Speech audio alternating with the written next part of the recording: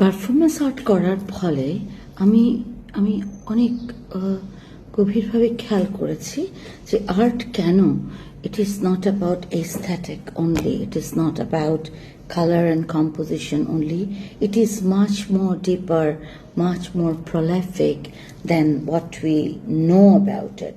So এই আর্টের ফলে, স্পেশালি পারফরমেন্স আর্টের ফলে আমি শিখেছি সময়ের মূল্য। কারণ প্রতিটি পারফরমেন্স আর্ট যখন আমি এটার আইডিয়া তৈরি করি, এবং আইডিয়ার তিনটা এলিমেন্ট খুব ইম্পর্টেন্ট, আমার বডি, আমার প্রেজেন্স অ্যাজ আ এলিমেন্ট, সময় এবং স্পেস, যে স্পেসটাকে আমি চুজ করি, এবং এটার সাথে যখন আমি মেলাতে চাই মানে আমাদের দেশের যে লিডারশিপ বা যে কোনো লিডারশিপ প্রসেসটা, সেটাও কয়েকটা এলিমেন্টের উপর নির্ভর করে, ভিশন, স্ট্র্যাটেজি, ইমপ্লিমেন্টেশন, রাইট?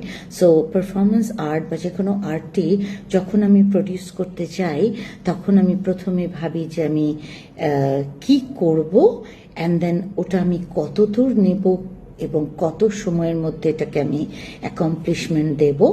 এবং সেইটা পারফরমেন্সের ক্ষেত্রে আরও ইম্পর্টেন্ট, ট্রেডিশনাল আর্টের ক্ষেত্রে যতটা নয়।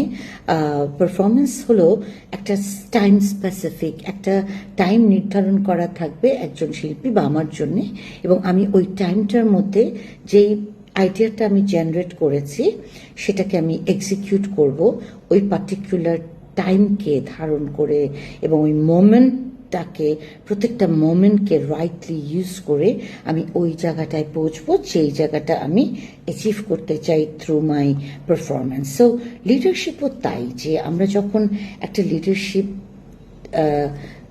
নিয়ে কাজ করি, তখন আমরা যেটা করি, আমরা একটা এনভিশন করি একটা জিনিসকে, যে আমি এই ভিশনটাকে আমি রিয়ালিটিতে রূপ দিব, তার স্ট্র্যাটেজিটা কিভাবে হবে, ওটার ইমপ্লিমেন্টেশনটা কেমন করে হবে, এবং what is the time limit that I have, because I should have a time limit to accomplish the whole journey of that. So art, leadership, life, it's so একটার সাথে একটা ইন্টিগ্রেটেড। আমরা কি করে আলাদা করে দেখি তা আমি জানি না, এবং আলাদা করে দেখি বলেই আমরা আসলে কোএক্সিস্ট করতে পারি না, এবং যে কারণে এত সাস্টেনেবিলিটির কথা বলি, কিন্তু আমরা প্রত্যেকটার যে ইনহারেন্ট একটা ইনার একটা quality to connect each other, সেই কানেকশনটাকে উই কান্ট আইডেন্টিফাই বা ফিগার আউট, অ্যান্ড ওই কানেকশনটা করবো কিভাবে, সেটা যতক্ষণ না আমরা বুঝতে পারবো, ওটা আমরা সাস্টেনেবিলিটি বলি, আমরা ইনক্লুশন বলি, আমরা ক্রিয়েটিভিটি বলি বা ইনোভেশন বলি, তার যে একটা লিডারশিপ কোয়ালিটির মাধ্যমে অ্যাচিভেবল জায়গায় পৌঁছানো, সেটা আমরা পৌঁছাতে আসলে বারবার ব্যর্থ হব। একটা দেশের ক্ষেত্রে তা, একটা প্রজেক্টের ক্ষেত্রে তা, সেটা আর্টের ক্ষেত্রে তো অবশ্যই পারফরমেন্স আর্ট। এবং যে কোনো কিছু স্ট্র্যাটেজি দিয়ে আমরা, স্ট্র্যাটেজিটা আসলে কি? স্ট্র্যাটেজি এমন একটা জিনিস যেটার মাধ্যমে আমরা একটা জিনিসকে অ্যাচিভ করবো। লাইক আমি একটা পারফরমেন্স করবো, যে আমি একটা, সাপোজ আমি একটা জায়গায় হাঁটবো কিছুক্ষণ, এবং ওখানে আমি হাঁটার সময় কিছু নুড়ি পাথর বিস্তৃত করব। সো কখন, কোন মোমেন্টে, কোন জায়গায় কোন পাথরটা দিলে আমি এর পরের পাথরটার বা জায়গাটার কাছে চলে যাব, সেটা কিন্তু ডিটারমাইন আমি করব বাই মাই স্ট্র্যাটেজি। এবং আমার প্রথমত আমার রিসার্চ থাকবে জায়গাটা নিয়ে, আমার রিসার্চের পর আমি তৈরি করব কি কি এলিমেন্ট দিয়ে আমি এটার কাছাকাছি একটা ফল পাবো, এবং ভিশন, তারপর ওটাকে নিয়ে রিসার্চের পরে ওটাকে স্ট্র্যাটেজিক্যালি ওটাকে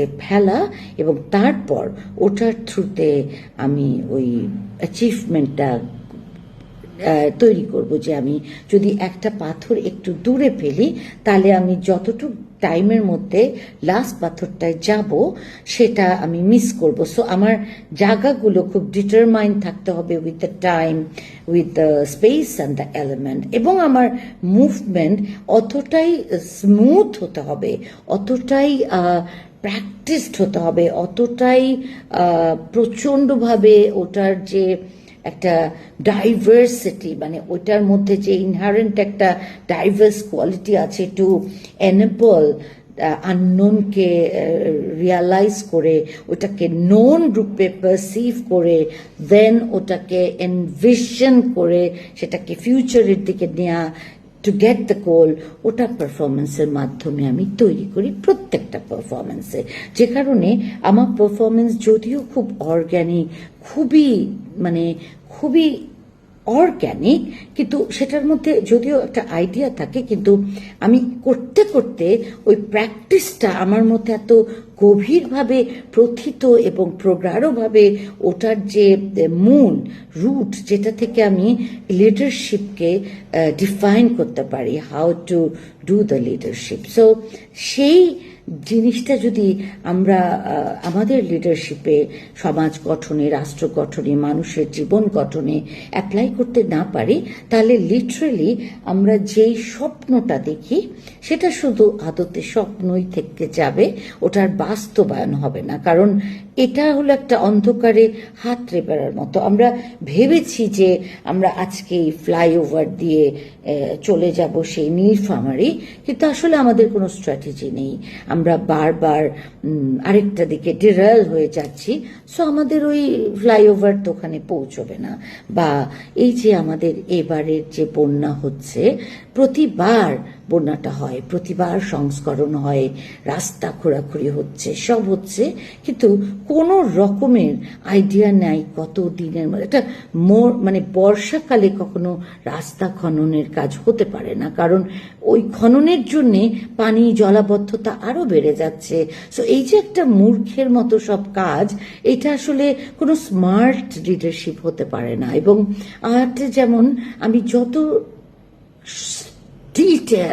যত ইন ডিটেল জিনিসটাকে রিসার্চ করব, তত আমার প্রবলেমগুলো বেরিয়ে আসবে, এবং প্রবলেমগুলোকে আমি আইডেন্টিফাই করে স্ট্র্যাটেজিটাকে এমনভাবে ঠিক করব যে ইমপ্লিমেন্ট করলে তখন আমি ওটার ফলটা খুব তাড়াতাড়ি দেখতে পাবো, এবং একটা যা আমি ভিশন করেছি তার কাছাকাছি যাবে। এখন আমি কোনো কানেক্ট ডট করছি না, আমি শুধু একটার পর একটা আইডিয়া করছি, এবং ওটা ভাবছি যে বিশাল আইডিয়া, একটা রাস্তা করব যেটা একদম সিঙ্গাপুর বা আমেরিকার এক্সিটের মতো 5 লাইন হবে, কিন্তু আসলে ওটা কত দূর যাবে, ওটা থেকে বাকি লাইনগুলো কেমন করে আসবে, ওটা আরেক দিকে গেলে কি হবে, এগুলোর আমাদের কোনো চিন্তা নেই। সো ঠিক একইভাবে education system, science, medical, tech, আমাদের সব জায়গাতে এই যে ছাড়া একটা অদ্ভুত আইডিওলজি নিয়ে আমরা কাজ করি।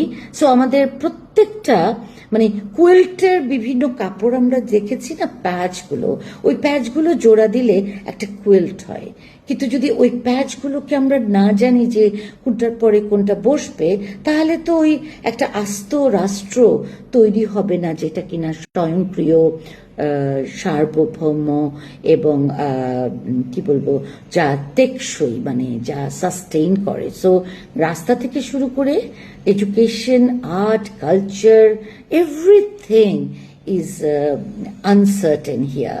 সো একটা রাষ্ট্র যখন স্ট্র্যাটেজিটাকে সুন্দর করে অ্যাপ্লাই করতে পারে, নট সুন্দর, rather rightfully when they can apply that strategy towards their vision, এবং সেটাকে যখন একটা রিসার্চ অ্যান্ড ইনোভেশনের মাধ্যমে, R&D প্রতিষ্ঠার মাধ্যমে এটাকে তৈরি করে, সেল গঠন করে, একটা রাষ্ট্র তো আসলে জাস্ট একটা এলাম, দেখলাম, জয় করলাম না, ওটা তো একটা বিশাল ডিসকোর্স। সো আমি পারফরমেন্স আর্ট করতে গিয়ে দেখেছি যে একটা ছোট আইডিয়াকে জেনারেট করতে যা লাগে, একটা বড় আইডিয়াকে জেনারেট করতেও একই জিনিস লাগে।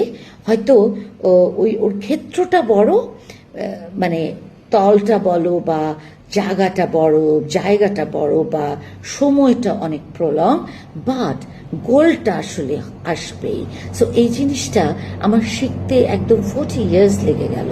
সো আমার বাসার পাশ দিয়ে ট্রেন যায়, ভেরি স্ট্রেঞ্জ যে শহরের মাঝখান দিয়ে ট্রেন লাইন যাচ্ছে, এটা কোনভাবে এটা তৈরি হলো, এগুলো তো একটা বর্ডার লাইন দিয়ে একটা সারাউন্ড করবে। সো যদি করেও থাকে এটাকে এখন ডাইভার্ট কেমন করে করবে, হাউ টু মেক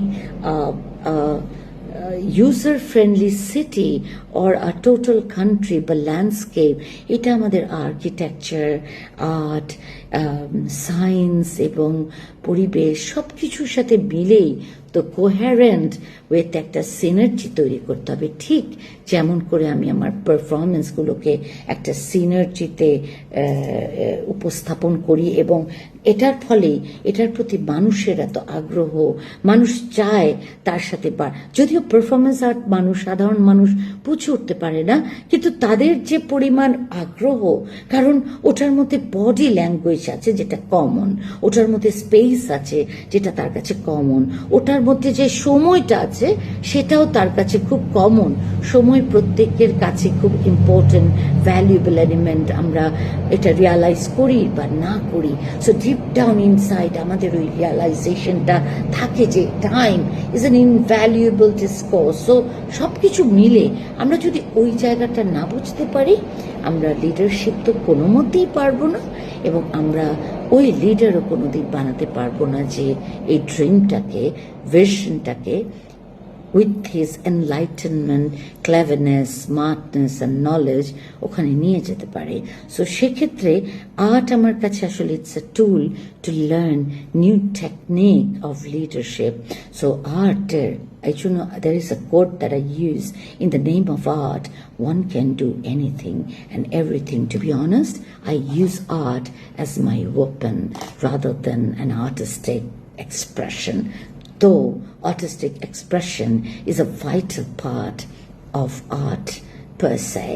টোটাল একটা যেটার হাইন্ডসাইট হলো যে এটার সাথে মিলেই আমার বাকি কাজগুলো ইভলভ করে এবং ইভলভমেন্ট থেকে এটা ট্রান্সফরমেশন করে ইন আ ভেরি হাই, মানে একটা সারিয়াল জায়গায় পৌঁছে যায়, যেটা খুব সহজে চট করে অনেক লেখাপড়া, অনেক ডিগ্রির মাধ্যমে আমাদের হাসিল করতে হয়। বাট যেহেতু আর্ট ভীষণ একটা inherent ability of using your sense, that is very very sensible, sensual, and এটা দিক নির্দেশনা যেহেতু সেন্সের সাথে নির্ভর করে, তাই এটা ইনটিউটিভিটির সাথে অত্যন্তভাবে জড়িত, যেটা এনর্মাসলি একটা হিউম্যান কোয়ালিটি, যেই কোয়ালিটির জন্য মানুষ অনেক কিছু না জেনেও ইনটিউটিভলি এ পর্যন্ত চলে এসেছে।